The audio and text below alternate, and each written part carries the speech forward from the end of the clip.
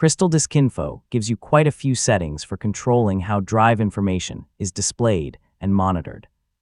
In this guide, we'll go through the most useful options, including temperature units, automatic detection, refresh settings, themes, and advanced features. So let's customize it. First, open CrystalDiskInfo and select the function menu from the top. This is where you'll find many of the application's monitoring and detection controls.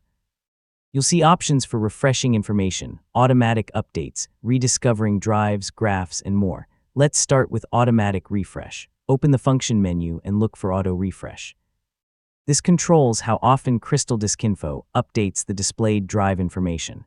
If you want information to update automatically, choose a refresh interval that works for you. You can also use refresh manually whenever you want the latest information. Next, you can customize the temperature display. CrystalDiskInfo supports both Celsius and Fahrenheit. Open the Advanced Features area and find Temperature Type. Choose the unit you're most comfortable using. Yeah, this is a small change, but it makes the temperature information much easier to read at a glance. If you regularly connect external drives, check the auto detection setting. This controls how long CrystalDiskInfo waits before automatically detecting disks.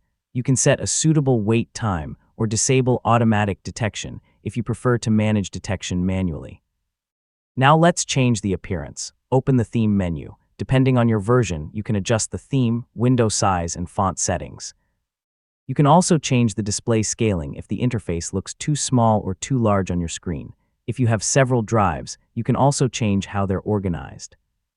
In Advanced Features, Drive Sort method lets you choose between physical drive ID and drive letter. There's also an option for the number of drives displayed, with support for up to 16.